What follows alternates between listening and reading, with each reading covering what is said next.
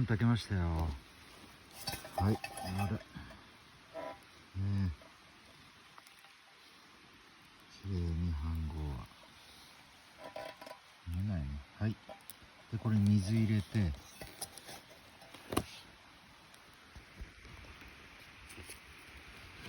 蓋しとこう。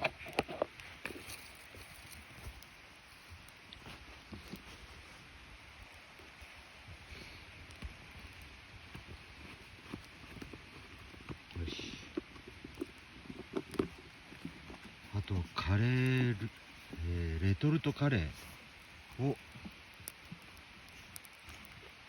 湯煎して温めれば終わりです。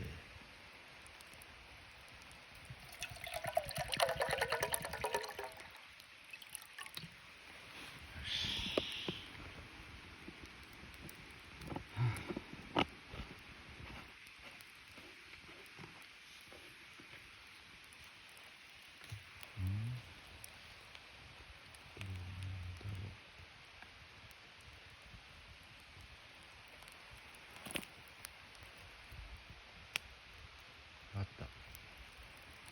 こんなところ。よし。こ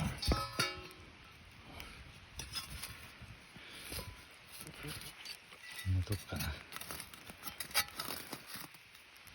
よし、マウント。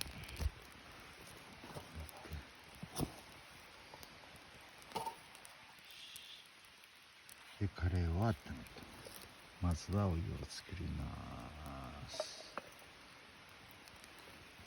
溶けちゃおうかな。こんな感じです。はい。これからお湯を沸かします。